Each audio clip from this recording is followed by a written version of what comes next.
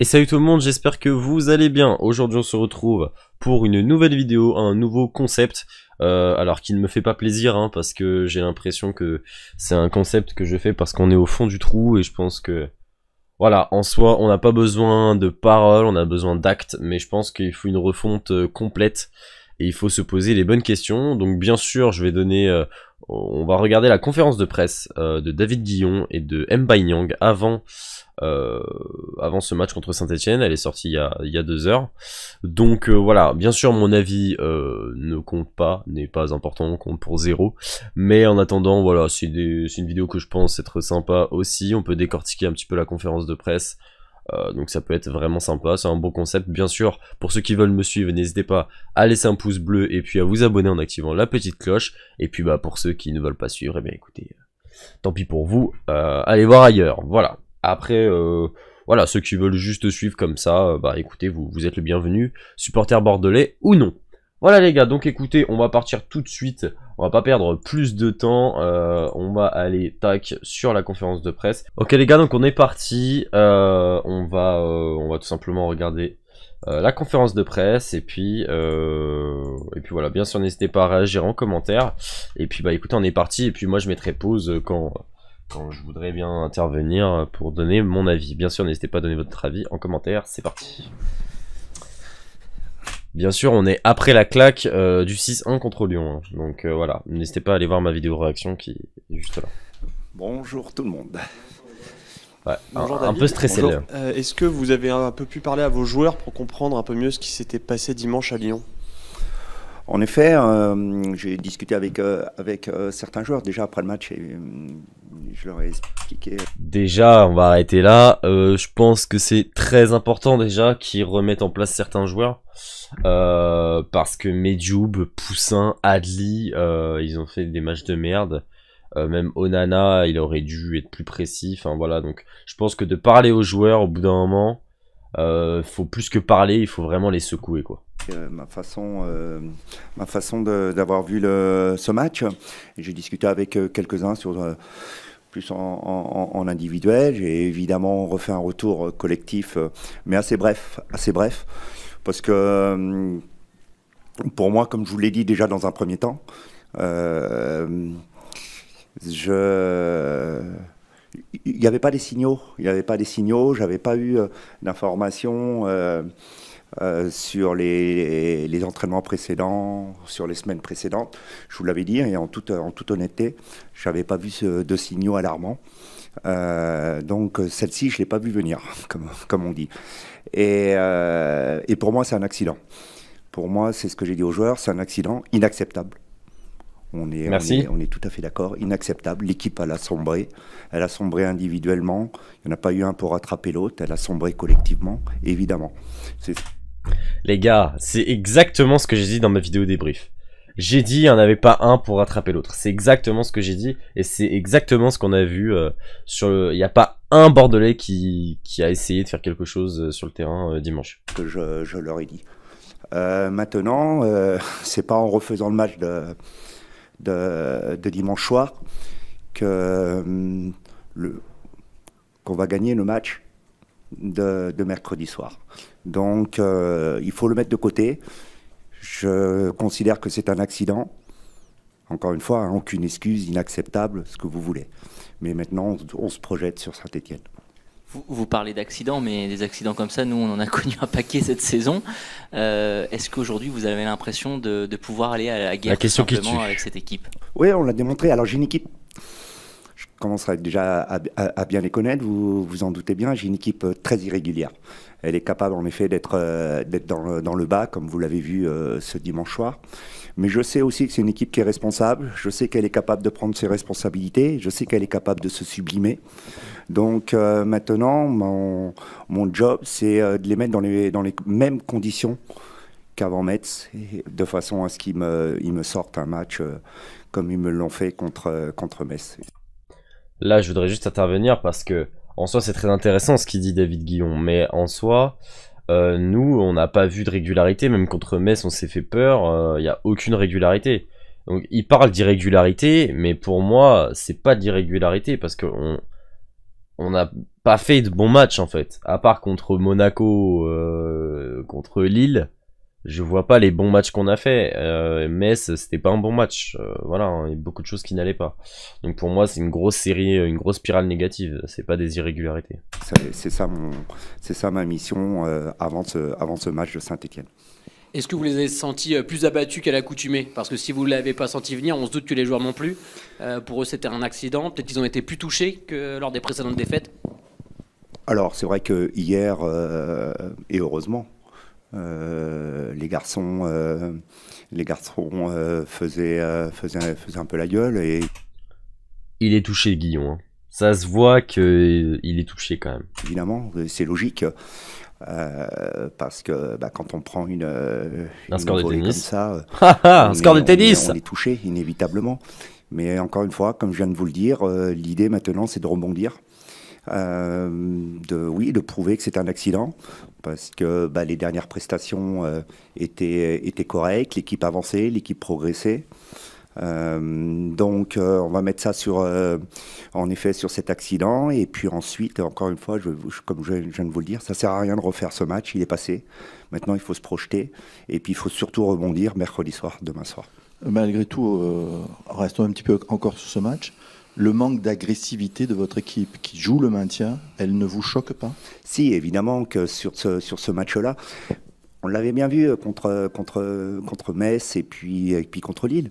À 10 contre 11, on avait plus ces problèmes-là, on les avait gommés. On les avait gommés également contre Metz, avec un match avec une grosse densité physique, où sur cette deuxième mi-temps, on avait pris le dessus physiquement, dans les duels, dans tout ce que vous dites. Donc c'est pour ça que je vous dis, les signaux, ils n'étaient pas là. Aux entraînements, en toute honnêteté, il y avait de la qualité. Dans la semaine, on a des indicateurs, hein, vous vous doutez bien, à travers les GPS, à travers, bien sûr, on filme tout. Je regarde à nouveau tous les entraînements pour voir s'il y a des choses qui, au niveau physique, dans tout ce que vous venez de dire. Et il n'y avait pas ces indicateurs-là. Et puis après, c'est vrai qu'on regarde ce match, très sincèrement, je l'ai regardé encore une troisième fois hier après-midi, donc je me suis encore fait mal une troisième fois hier après-midi, et pour essayer de comprendre, trouver des solutions, comme vous essayez de me faire dire, et en toute transparence, sur les 20-25 premières minutes, Lyon, ils n'ont pas touché, ils sont pas allés dans notre surface, ils n'ont pas frappé au but. Et c'est vrai que sur le premier but, sur le centre, on n'est pas du tout agressif. Et là, je vous rejoins, parce que c'est vrai que c'est un duel perdu, alors qu'en effet, c'est un centre, mais le duel, il est perdu à la tête, alors que c'est une des grosses qualités de Djalil. Voilà, c'est ce que j'ai dit, c'est exactement ce que j'ai dit. C'est Medjoub qui est là, qui ne va pas au duel. Et puis le mec, on le laisse entrer, ça il l'a pas dit, c'est qu'en fait là dans ce dispositif là, il y avait quoi? Il y avait un joueur de Lyon qui emmenait Mangas, voilà, et l'autre joueur de Lyon qui avait le ballon, et lui il était tout seul pour ajuster le centre. Et ça je trouve pas ça normal, c'est pas normal. Le deuxième but, vous doutez bien que c'est une erreur individuelle, donc là en l'occurrence c'est difficilement maîtrisable. Et puis sur le troisième but, vous vous imaginez, c'est la 35e minute, c'est leur première frappe, il y a déjà 3-0. Donc voilà, c'est un match... Qu'est-ce qu'il raconte? Qu'est-ce qu'il raconte? C'est leur première frappe. La tête, c'est pas une frappe? La tête de Dembélé, c'est pas une frappe? Ouais, il raconte un peu de la merde là. Alors, ok, tu te fais mal, tu regardes les matchs, mais je pense que justement, ça te fait trop mal. T'es plus objectif là, mon garçon. Même à analyser d'un point de vue technico-tactique, c'est assez. Attention, quand je dis ça, j'aime beaucoup Guillon. Hein. Attention, c'est vraiment quelqu'un que j'apprécie beaucoup. Je trouve qu'il a des belles valeurs. En aucun cas, je dénigre cet entraîneur. Je dis juste que là. Sur ce coup-là, c'est faux. C'est peut-être pas la première frappe de Lyon, enfin en tout cas de mon point de vue. Dire pas difficile, c'est pas le mot, mais on en revient en effet à ce manque d'agressivité sur des actions comme ça, plus les erreurs individuelles qui ont plombé le match. Alors après, vu les antécédents, on en revient à la question de ce que vous disiez tout à l'heure. Vu les antécédents de la saison, les garçons se sont trouvés vite abattus sur le terrain parce que en effet. puisqu'il y en a un qui me l'a dit. Ça, on l'a vu. On s'est remémoré quelques matchs très difficiles dans la saison. Donc en effet, il y a des antécédents d'une saison qui peuvent rejaillir assez rapidement. Mais l'illustration, peut-être, coach, de ce manque d'agressivité dont vous parlez, c'est peut-être aussi ce quatrième but. Bon, le premier est un copier-coller du but qu'on s'était contre Metz, c'est la même action, le même manque. Mais le quatrième, marqué au bout de 10 secondes, il n'y a pas un seul de vos joueurs qui touche le ballon, c'est un but à 3 passes. Donc ça, vous leur avez dit cette semaine, demain, Saint-Etienne aime jouer comme ça aussi, des courses profondes. Vous leur avez dit désormais, mais là, en l'occurrence, c'est pas une course profonde, hein, puisque les garçons, c'est une percussion individuelle où à la rigueur, on lui ouvre les portes du stade et puis vas-y, quoi.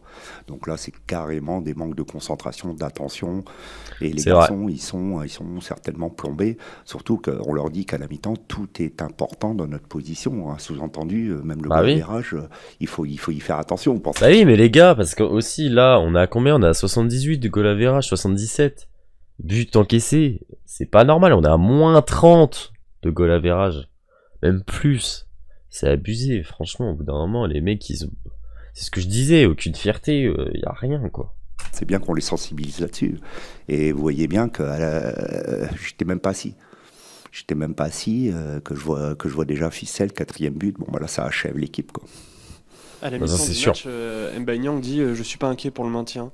Est-ce que vos joueurs, ils ont vraiment conscience de la situation dans laquelle se trouve le club aujourd'hui? Mais j'ai bien conscience qu'on vous a déjà posé la question plein de fois et qu'on la pose depuis des mois ici. Mais est-ce qu'ils ont vraiment conscience de la situation du club et de l'importance du match de demain soir? Oui, je vous le dis, il y a eu depuis la trêve hivernale une prise de conscience, une prise de responsabilité des joueurs. À chaque fois, ils nous disent tout ça. À chaque fois, Guillon, il fait ouais, il y a une prise de conscience. Guy Lavogui, ouais, il y a une prise de conscience. Poussin, ouais, il y a rien sur le terrain. Au bout d'un moment. Une victoire contre Metz, heureusement, et voilà, c'est tout. Je ne peux pas contredire ce que j'ai senti, ce que j'ai vu, ce que je vois aux entraînements depuis plus d'un mois maintenant. Donc, ils sont conscients, ce sont des garçons quand même responsables. Je le maintiens, j'ai des bons joueurs, j'ai un bon effectif. Donc, il faut que ces garçons-là puissent tout simplement se sublimer, tout simplement faire rejaillir leur qualité dans ce contexte difficile. Donc ils l'ont fait voir, ils l'ont prouvé par moments, très peu, je suis d'accord avec vous, mais ils sont merci capables, donc moi de le reconnaître. Très sincèrement, je les sens en effet conscients. Je sens que cette mission maintien, on y est tous tournés. Maintenant, elle nous anime, mais vraiment tous au niveau du club.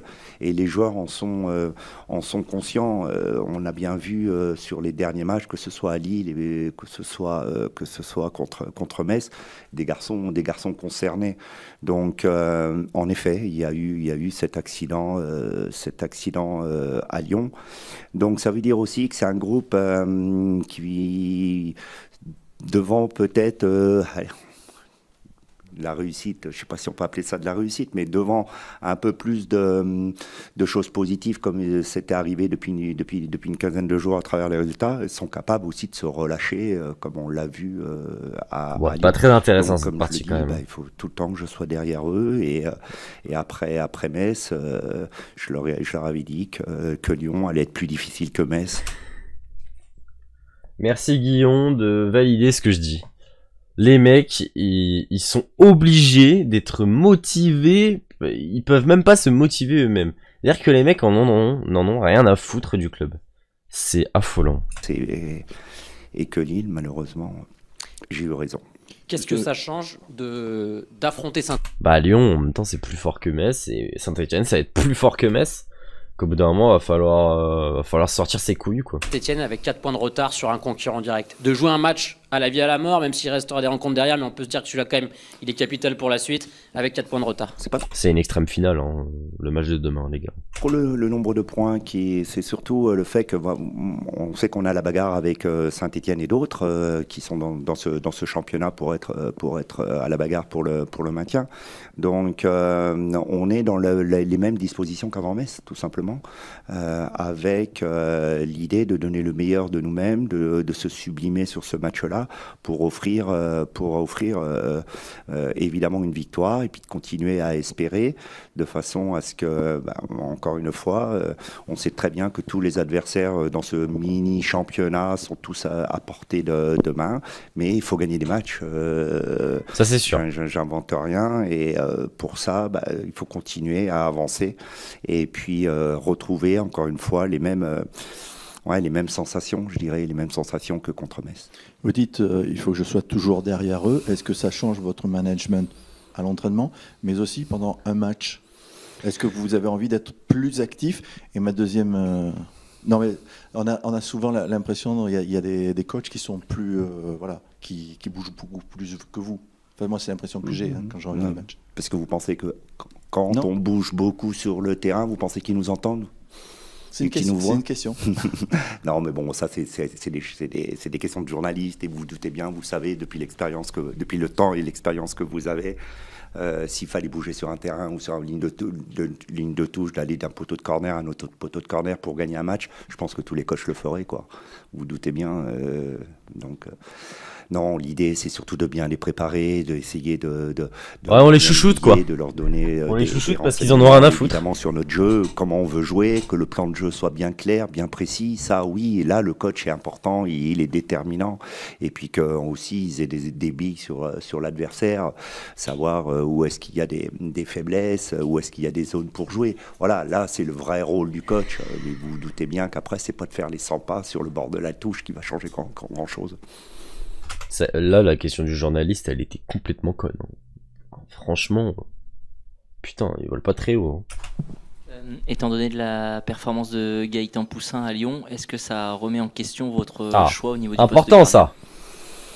J'en ai parlé dans ma vidéo débrief. La question, ça voudrait dire est-ce que Gaëtan Poussin est responsable de toute la... Non. De la défaite? Est-ce qu'il a toutes les responsabilités sur la défaite de Lyon? Moi, c'est pas mon analyse.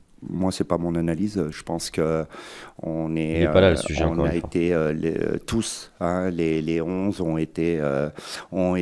sont passés à travers. Je vous l'ai dit. Donc, moi, je vois pas ça comme ça. Je vois pas un joueur parmi tous les autres à exclure de ce naufrage. Je l'ai dit après le match. Donc, il n'y a pas de raison que Gaëtan soit individuellement pointé du doigt et qu'on lui remette la responsabilité totale de la défaite de Lyon. Il n'a pas répondu à la question. Après, il a répondu à une autre question qui est plutôt intéressante, mais en soi, c'est juste normal. On peut pas, même s'il fait une grosse erreur, on peut pas lui remettre la faute dessus. Voilà, même si le premier but il peut la sortir, bon voilà, il fait une erreur, bon bah voilà, c'est comme ça. Mais on peut pas, la défense c'est aussi une défense en carton, au milieu, voilà. Si on attaque, on plantait des buts, bah voilà. Donc non, voilà, si on aurait accroché le point du 2 partout, il n'y aurait jamais eu ce débat là. Donc bon, voilà. Juste, voilà. Mais j'espère en tout cas que soit il y aura une prise de conscience du côté de Poussin, et dans ce cas-là, il va nous faire un grand match contre Saint-Étienne, soit ça va être Costil, parce que il nous faut un gardien qui a de l'expérience et qui sait gérer le stress et la pression, parce que demain, ça va être vraiment un très gros match, avec une très grosse ambiance, parce que là, il va y avoir un stade rempli. Petite question aussi sur votre choix dimanche. Javairo n'était pas titulaire.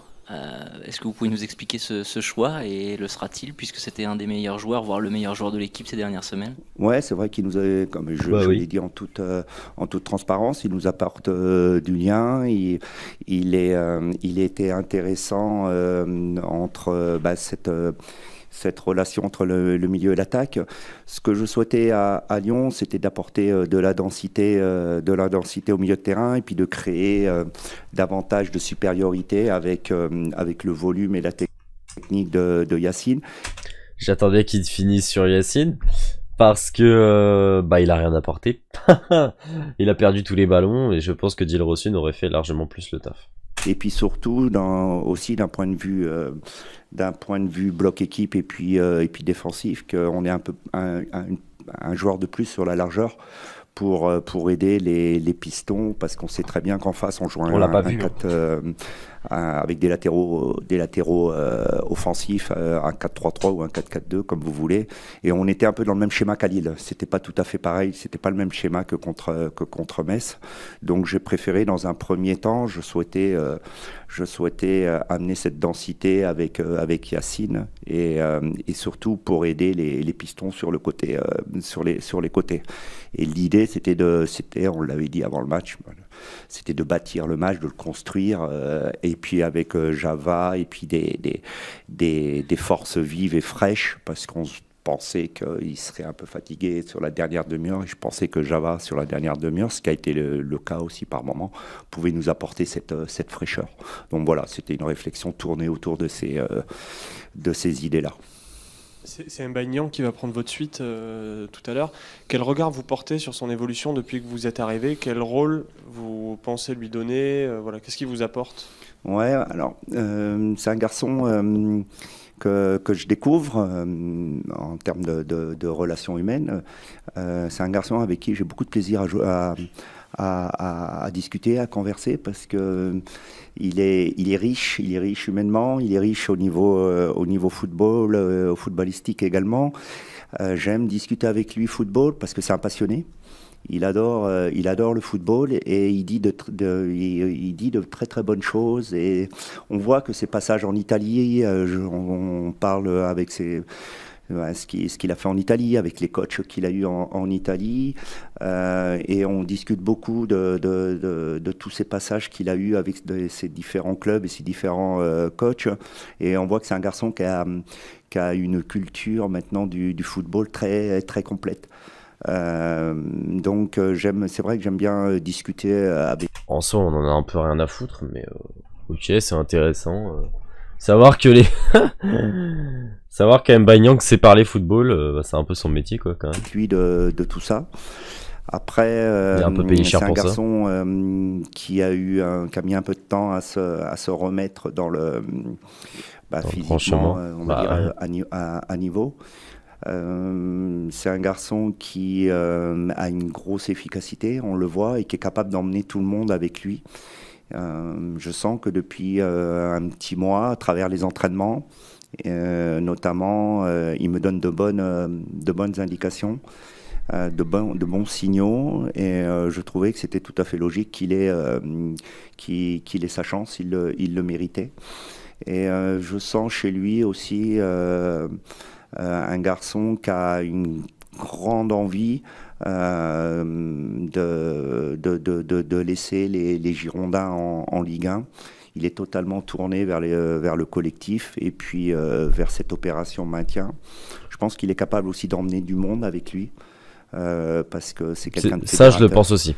Et puis surtout, avec tout ça, il va être capable, de par ses buts qu'il va nous marquer jusqu'à la fin de la saison, il va être capable de nous il avance déjà les buts d'Mbaye Niang, hein. Attention. Maintenir avec son efficacité. Donc voilà ce que je peux dire sur lui, que ce soit humainement ou sportivement. Il est aujourd'hui, je pense, dans de très bonnes conditions pour finir la saison de la meilleure des façons. Avant de battre Brest à l'énergie dans les conditions qu'on sait, sans panache, mais avec un énorme cœur, les Stéphanois avaient aussi sombré à Lorient quelques jours plus tôt, 6-2, dans des circonstances similaires aux vôtres. D'ailleurs, Duprat l'a abondamment rappelé samedi soir en conférence de presse, parce que les critiques ont été très acerbes aussi à Saint-Étienne, des supporters et des médias. Est-ce que vous allez vous servir de cet argument pour dire, si Saint-Étienne l'a fait, nous on peut le faire aussi, pour prouver qu'on est... Non, très sincèrement, je ne vais pas me comparer aux autres équipes. On a une singularité ici avec notre groupe. Voilà, on a notre chemin, chacun son chemin. On n'a pas du tout les mêmes joueurs, on n'a pas du tout le même projet de jeu, donc c'est complètement différent. Nous, on a des leviers à actionner qui sont complètement différents, je pense, de Saint-Étienne. Moi, je m'occupe pas trop de ça, je m'occupe de mon équipe et des Girondins de Bordeaux. Est-ce qu'il y a de la peur demain, avant le match, David? Oh non, on fait un match de football. Moi j'ai peur. D'enjeu. il y a de la pression, évidemment, mais en aucun cas c'est de la peur. On a prouvé qu'on était capable, évidemment, d'appréhender ces événements difficiles. On est d'accord. On a prouvé contre Metz qu'on était capable de pouvoir y répondre. Et ça va être l'enjeu, ça va être de retrouver ces mêmes dispositions, d'être aidé par notre public qui nous suit, qui nous encourage. Et il ne le mérite pas. Qui va nous pousser, j'en suis convaincu. Parce que il faut aller chercher ces 3 points. Alors oui, il y a de l'appréhension, il y a de la tension, il y a de la pression, mais sur les fins de saison, c'est souvent le cas comme ça pour les équipes qui sont mal classées. Donc on peut pas le nier. On se doit de pouvoir jouer avec, de l'appréhender, de la surmonter comme on a su le faire contre Metz. Ça vous fait quoi en tant que passionné de foot de voir 2 grands clubs français comme ça, un peu au bord du précipice? Ouais, c'est deux clubs que je connais bien maintenant, puisque pour être passé aussi par Saint-Étienne, ce sont 2 grands clubs qui méritent de rester sur l'échiquier français. Mais il y a une loi sportive et aujourd'hui, ce sont 2 clubs qui sont en difficulté sportive, enfin 2 équipes qui sont en difficulté sportive, mais elles ont beaucoup de ressources. Elles ont beaucoup de ressources avec notamment des environnements très précieux. Donc c'est, je pense, aujourd'hui des atouts par rapport à d'autres clubs. Donc j'espère de tout cœur que à la fin de la saison, les 2 clubs resteront en Ligue 1. Et juste sur le match, ce sera quoi les clés d'après vous? Important. Sur quoi vous attendez particulièrement vos joueurs? Déjà Défi physique. C'est un petit peu le résumé de toutes les questions que vous m'avez posées, c'est de retrouver notre identité, de continuer vraiment d'être dans la continuité de ce que l'on a fait contre Metz, être capable en effet d'être physiquement fort comme on l'a fait, d'étouffer notre adversaire comme on l'a fait, et puis aussi d'être capable par moment de trouver les endroits, les failles sur lesquels on doit appuyer. Et ça va être important sur ces matchs-là. Et puis l'équipe qui va être la plus, je dirais la plus relâchée, notamment dans la surface de réparation, aura, à mon sens, le plus de chances de l'emporter. Et ça, c'est sûr. Vous dites ne pas vous occuper de l'adversaire. Il veut se casser. Surtout vous recentrer sur cette équipe. Comment l'adversaire, je dis comment l'adversaire il veut se casser. Pratique, il est pas à l'aise. Éventuellement d'une défaite comme il est pas à l'aise. S'occupe de l'adversaire. Il est pas à l'aise. Il veut partir. Ça se voit qu'il a la pression quand même. La façon dont elle joue et tout, oui, on s'en occupe. On regarde comment elle joue et où sont ses forces, où sont ses faiblesses. Qu'on s'entende bien. Ça on le regarde.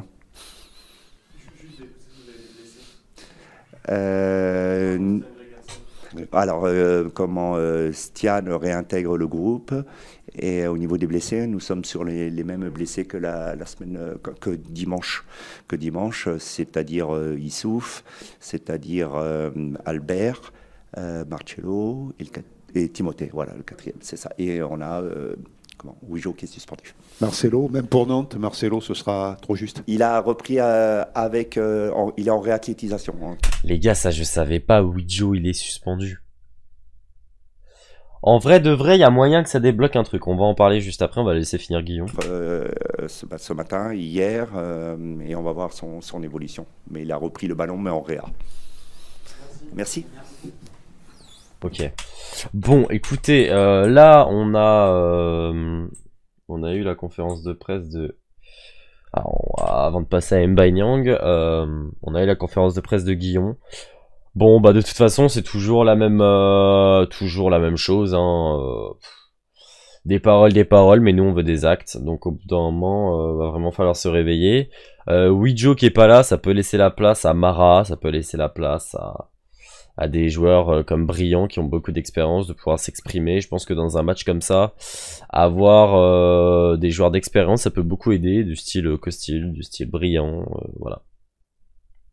Donc il va falloir être solide. Maintenant, on va voir Mbaye-Niang, voilà, un joueur qui a été transparent contre Lyon. Et bah écoutez, on va voir ce qu'il a à nous dire.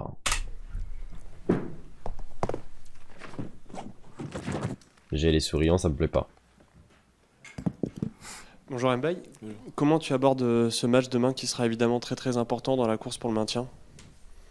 On a conscience de l'importance du match, on sait que c'est un match décisif pour notre fin de saison. Voilà, on va essayer de mettre tous les ingrédients pour pouvoir gagner à tout prix ce match demain.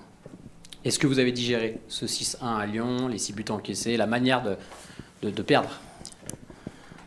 C'est vrai qu'à Lyon, on a eu une contre-performance. Après, c'est des choses qui peuvent arriver. On a la chance de pouvoir rejouer dès demain.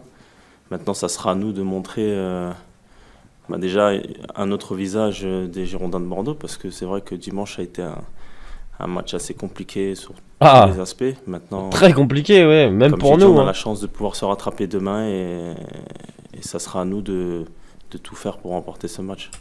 J'aime entendre ça, même si bon, c'est que des paroles encore une fois. Je préfère qu'il soit dans cette dynamique-là, de toute façon il est obligé. Mais je préfère entendre ça que entendre du ouais, bah, c'est vrai que ça nous atteint, quoi. Même si c'est vrai. Comment t'expliques le visage que vous avez affiché justement à Lyon? Vous sortiez de 2 matchs qui étaient plutôt rassurants et là on a l'impression que vous êtes complètement effondré. Bon, après il y a aussi des circonstances de jeu qui ont fait que peut-être que l'équipe a pu flancher, mais maintenant nous voilà, on a laissé le match de Lyon derrière nous, on a cette opportunité de jouer dès demain. Et comme j'ai dit, demain, on a à cœur de se racheter, de montrer que vraiment on a... Voilà, cet épisode de Lyon, ça a été un accident et déjà, devant le supporter, montrer le vrai visage des Girondins de Bordeaux. Et bah j'espère, et j'en attends beaucoup les gars. J'en attends beaucoup. Et Mbaye là, j'ai l'impression qu'il est déterminé. Encore une fois, j'aime pas faire ça parce que c'est que des paroles, mais j'espère qu'il va être déterminé comme ça sur le terrain. Et demain, je pense qu'Mbaye il peut planter les gars. On ressent ce côté revanchard que vous avez, ce côté on a envie d'être agressif, de montrer ce que sont vraiment les Girondins de Bordeaux demain contre Saint-Étienne. Bah, c'est clair que pour s'en sortir, de toute façon, les ingrédients ils sont simples. C'est la détermination, l'envie de marcher sur l'adversaire et demain, encore plus que jamais, faudra mettre ces ingrédients-là parce que Saint-Étienne aussi viendra ici pour gagner son match, pour nous marcher dessus. Donc ça sera à nous de se faire respecter chez nous. Aujourd'hui, il faut que vous soyez plus guerrier que footballeur, quelque part, pour ces matchs au couteau qui se jouent là. Voilà, il n'y en a plus beaucoup derrière. Bah, c'est la situation qui l'exige, ouais. Il essaie de lui mettre un peu la pression. Et il a bien raison, parce que nous, les supporters, on le fait pas. Donc, il faut bien qu'il y ait quelqu'un pour mettre un peu la pression. Vaut mieux être moins beau et être efficace dans les deux surfaces pour pouvoir prendre le maximum de points, parce qu'on sait qu'il ne reste plus beaucoup de matchs et chaque point compte, même si on peut rabâcher, on peut un peu les mêmes choses, mais un point, ça reste un point, 3 points, ça reste 3 points. Il faut prendre ce qu'il y a à prendre, parce qu'après, à la fin, il ne faut pas avoir de regrets. Donc pour toi, un nul pourrait être satisfaisant? Non.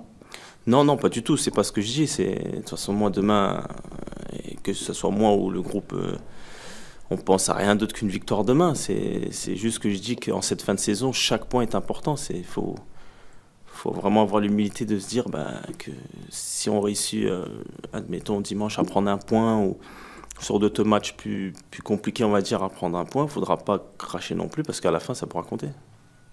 Le coach nous disait qu'il y avait forcément un peu d'appréhension avant ce match, surtout que Saint-Étienne a gagné. Vous êtes à 4 points derrière. Toi, on te sent quand même très serein dans le discours, comme si tu étais sûr de la force de ce groupe. Après, je vois comment on travaille, je vois les efforts qu'on fait. Après, il ne faudrait pas tout aussi remettre en question par rapport à ce match de Lyon. C'est vrai qu'il s'est passé quelque chose d'inadmissible, mais c'est quelque chose qu'on laisse derrière. On essaye d'avancer. Et ça va ressortir. Et au vu de comment on travaille, moi je suis convaincu. Après peut-être que je suis fou, mais je reste convaincu que ce groupe-là va s'en sortir. Maintenant, de toute façon, maintenant c'est sur le rectangle vert qu'il faut qu'il faut le démontrer. De toute façon, c'est très bien que Bordeaux va descendre en Ligue 2. Tous ces joueurs-là, comme Aubameyang, Adli, voilà. Mais Kostil, tout ça, ils vont tous partir. Hein. Voilà, ils veulent pas jouer en Ligue 2. Je suis conscient qu'il y a urgence, mais je suis pas inquiet plus que ça après.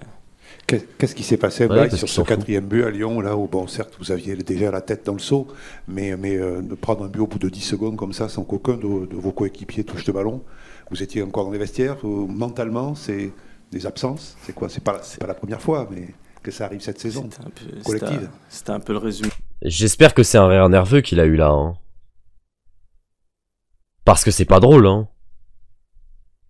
J'espère vraiment que c'est un rire nerveux qu'il a eu. On le saura jamais, mais j'espère. Hein, parce que...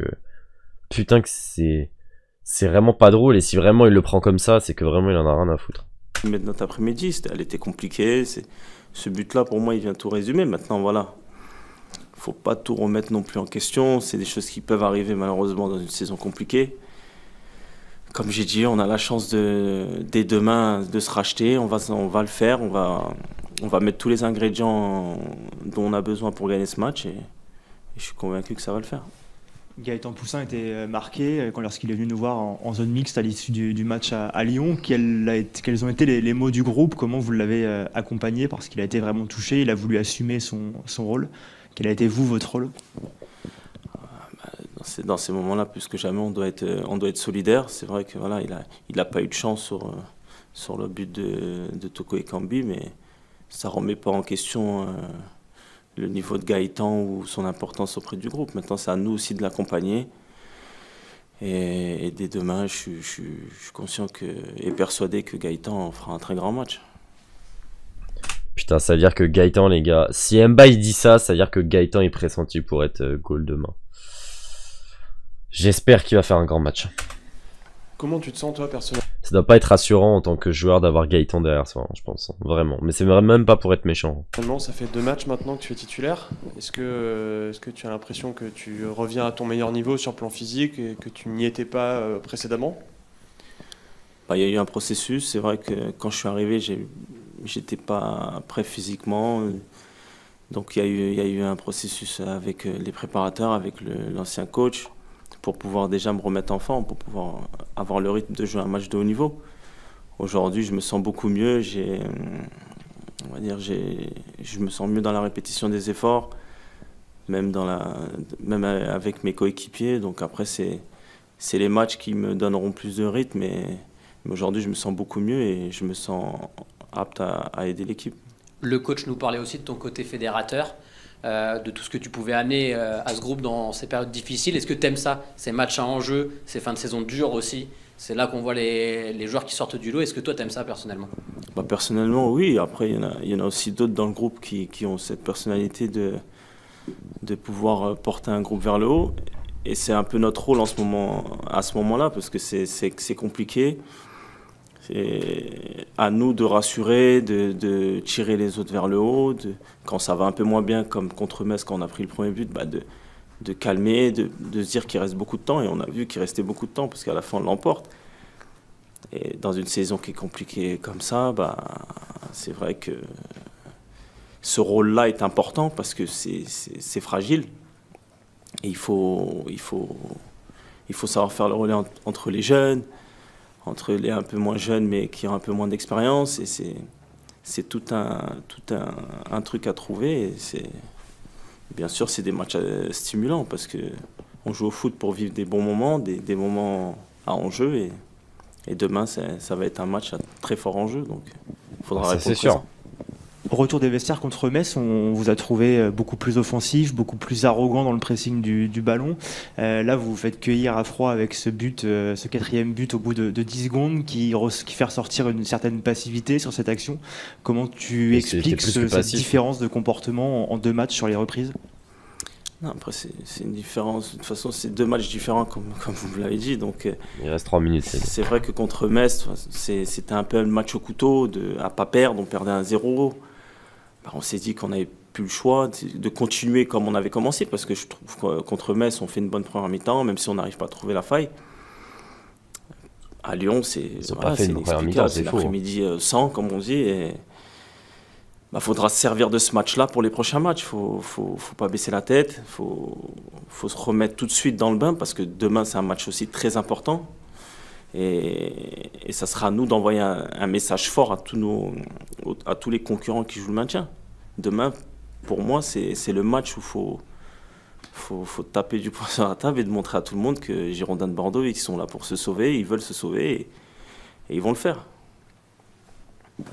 Quel regard tu portes sur ta saison, globalement? Est-ce que ça correspond à tes attentes? Est-ce que tu pensais que tu serais plus rapidement au niveau aussi? Physiquement, j'entends. Tout d'abord, je suis très content que le staff médical, le staff technique m'ait remis sur pied, parce que quand je suis arrivé, c'est vrai que c'était très compliqué. On pensait même que ça allait mettre plus de temps. Aujourd'hui, voilà, faut aussi souligner le travail, parce qu'aujourd'hui, j'arrive au mois d'avril. Même un peu avant, je me sentais déjà un peu plus frais. Je pouvais jouer des bouts de match, commencer des matchs. Mais voilà, aujourd'hui, je suis fin prêt à cette période de la saison. Et pour moi, c'est la période la plus importante. Parce que c'est là où le groupe a besoin de joueurs frais, de joueurs qui peuvent porter l'équipe, qui peuvent aider l'équipe. Et c'est pour ça qu'aujourd'hui, je suis à la disposition du coach. Et en tout cas, physiquement, je suis très bien.